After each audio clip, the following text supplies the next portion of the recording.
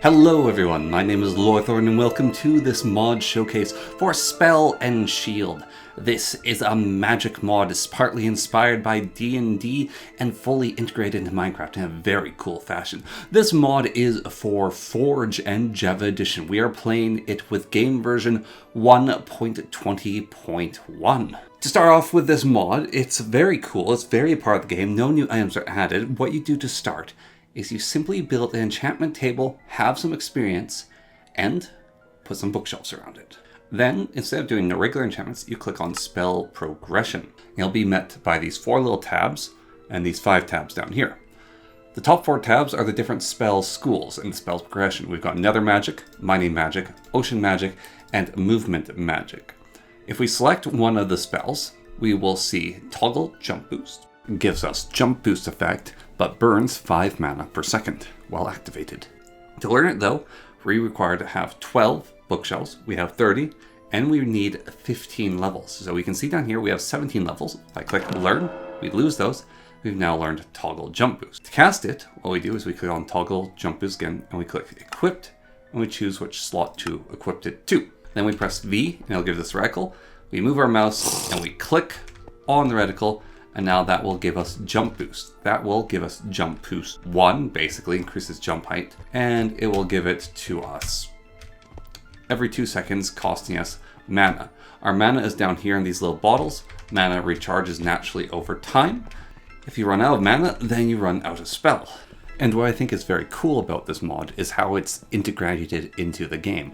There's nothing really added besides that little mana bar and the new options.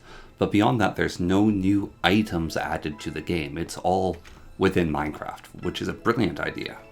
Now, you don't have to press V to do the reticle spells. You can press Escape. You can go into Options, Controls, Key Bindings, and then you make your way down until you find Spell and Shield, and you can choose which spell slot to work with. So you can go Reticle Menu V, and you can say Spell Slot 1 will be cast with, let's say, Mouse Button 5. Which is triggered by my thumb. We'll now toggle that, so we can just press our thumb to cast the spell now. Now this mod adds more than just the spell schools, it also adds a list of enchantments. These enchantments help you in various different ways with your spells. There's Magic Protection, which makes it so spells cast at you deal less damage, and potions in general deal less damage. There is Mana Blade, which is an enchantment you put onto your weapons to increase their damage at the cost of mana. There's Mana Shield, which is not properly implemented yet, so it's useless. There is Maximum Mana, can be put on armor to increase your maximum mana, and there is Mana Regen, which can be put onto your armor to increase the mana regen. Maximum Mana and Mana Regen cannot be on the same set of armor. So, as a base here, without any armor or enchantments on me, this is about the amount of magic damage I'm taking from poison and potions of harming. Now, with the diamond chest piece with Magic Protection 4 on it, I'm going to be taking far less damage from her. Poison damage is magic damage in this mod, so my poison damage is very slowly ticking, and the potions of harm also deal relatively low damage compared to their normal potential.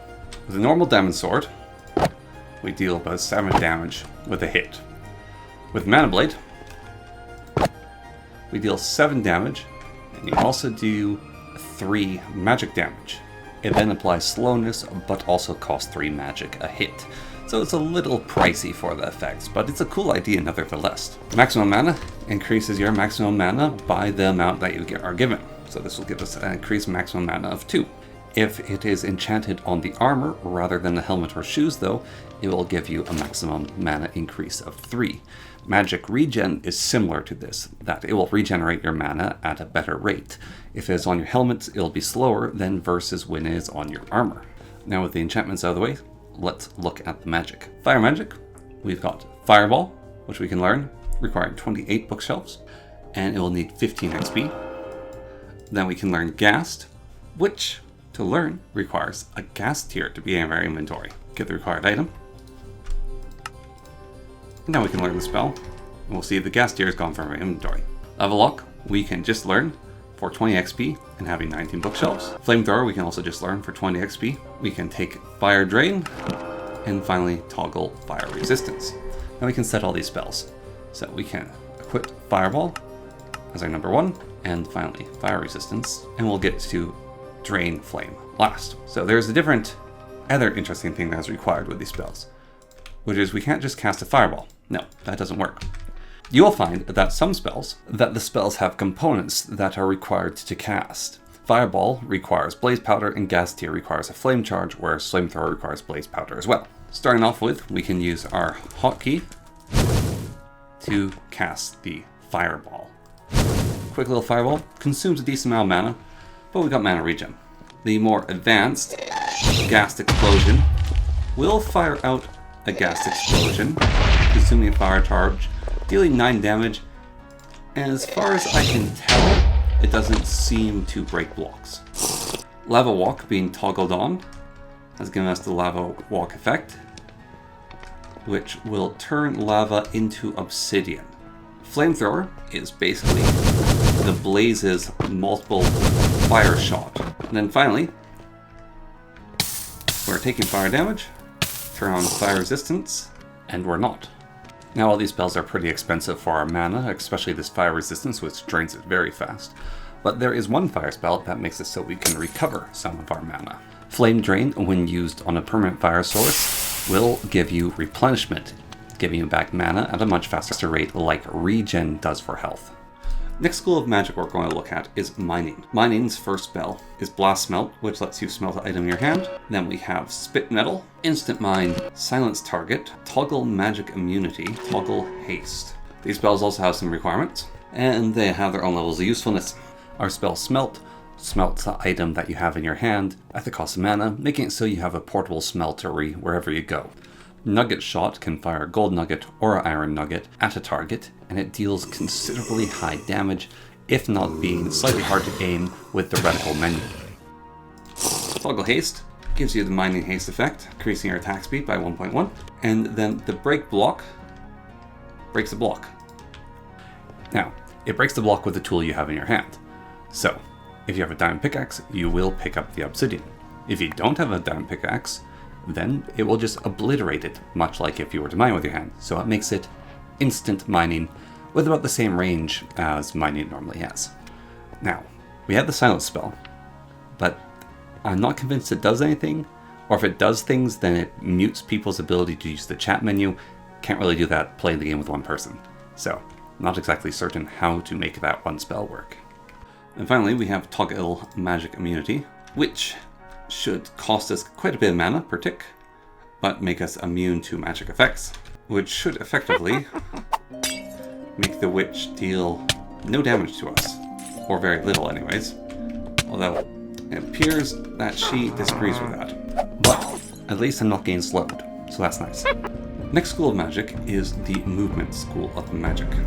So this is that toggle jump boost, leap, mana soul, blow arrow, pressurize, toggle slow fall, jump, pocket rocket, and toggle speed. Leap, very straightforward. It just makes you leap in a direction you're looking at. Speed gives you speed, making you move a little bit faster. Jump sends you straight up, beware the fall damage. And finally, pocket rocket requires gunpowder in your inventory and an elytra on your back, giving you that rocket boost, so it saves you the price of, I think, paper.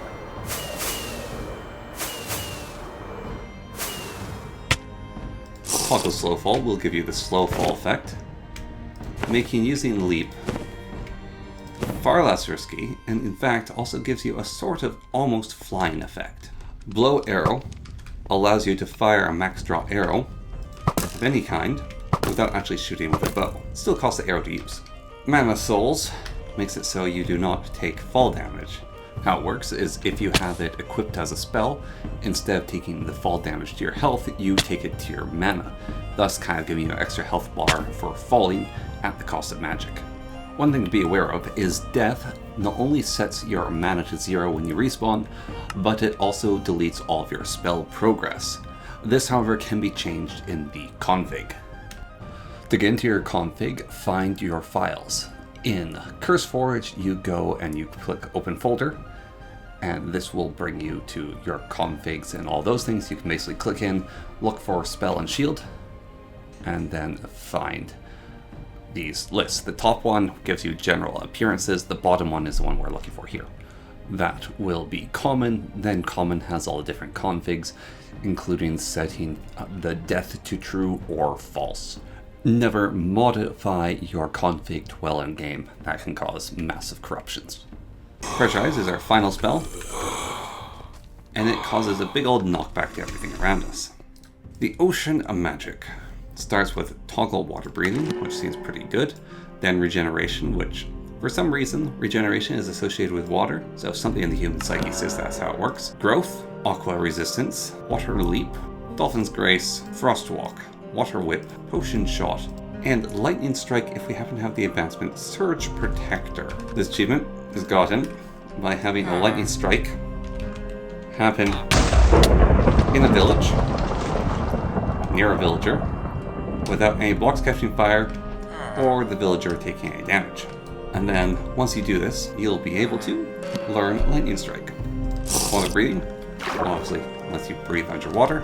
Aqua protection is a bit strange, so you take less damage from mobs while you're underwater. Not exactly certain if it's working or not. Generate gives you regeneration, which is just a powerful effect.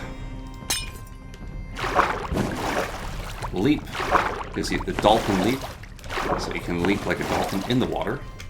You cannot cast it on land. And finally, grow is if you have bone meal, you can cause a fairly large bone meal effect. Water lash requires you to hold a bucket of water. It fires a good damage projectile that comes back to you, and that's pretty cool.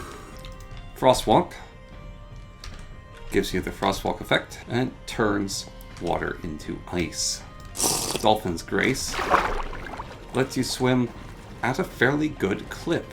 And Lightning Strike lets you call down a bolt of lightning if you're holding a piece of copper in the vicinity of where you're looking. And our final spell is Potion Shot, which lets us cast a potion in inventory as a range effect. So we could blast that zombie with a little bit of instant health. A few potions were added by this mod, most of them requiring coral to work with. Got Potion of Instant Mana, which is made by adding 2 coral to Awkward Potion, and this basically gives you some instant mana regen. Just going to burn some mana here. Fire a few lightning bolts. Drink the instant mana potion, and get back some mana. Mana Bomb is the opposite. It'll drain us of our mana. Mana Bomb is made by adding Spider Eye to Potion of Instant Mana. Potion of Replenishment is made with a 2 coral fan in Awkward Potion, and this gives you the effect of replenishment, which basically increases the regen rate of your mana. Mana Leak is Awkward Potion with dead 2 coral fan, and this basically gives you magic hunger, draining your mana so it leaks out. Oh yes, there's also one more school of magic, but it requires you to go to the end. If we go to the end, we'll get the advancement at the end. Then we will find a new school called End, and that's the End Magic advancement it's got by the end. Our first one is Random Teleport.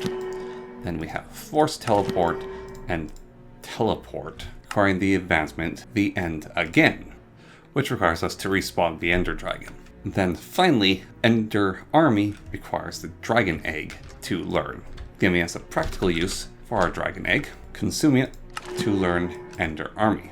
Random Teleport allows us to randomly teleport, hopefully to a safe location. Not always, though. This consumes a chorus fruit, giving an actual useful use for chorus fruits. Teleport teleports us like an Enderman at a pretty high mana cost, but allows for good maneuverability and controlled, rather than teleporting with Ender Pearl. This also requires chorus fruit. And then requiring chorus fruit again, forced teleportation teleports the target away from us. And final spell is rather situational, which it makes Endermen attack the target you're looking at the cost of consuming a dragon head. It's very difficult to use, but if your friend is with you in the end, you can do a pretty epic prank if you have enough mana and a spare dragon head on you. I think this is a fairly neat mod. I actually really like some aspects of it. The idea of it basically being integrated completely with Minecraft is an awesome idea. There's no added blocks. It is just using everything that already exists to extend the ideas a little bit further and add a very vanilla-ish Minecraft. Balance-wise, I don't know about the balance. Might have to toggle and mess with some of the configs, as some of the costs seem ridiculously high, and the mana regen can be a little bit frustrating. I'd like if the magic regen enchantment maybe had some high levels to it, and the max mana enchantment had some high levels to it, because honestly, it feels a little underpowered.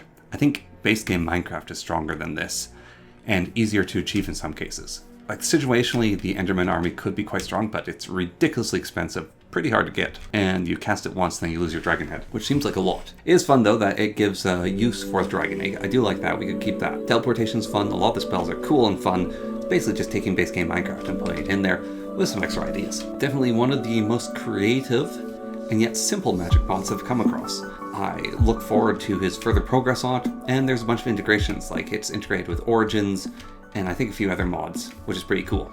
So Spell and Shield, check it out, add it to a lightweight mod pack, have it be your main magic focus. It's like this little extra magic thing, like a vanilla pack, and you could have wizards, but magic actually is so incredibly situational, it might not be worth it. It might be more worth it to do enchantments. Anyways, as that stands, it's very cool, very configurable, and I very much enjoyed it, and I hope you enjoyed it too. Thank you to my patron Blush Feather. You're awesome. All links in the descriptions. Till then, and next time. Goodbye.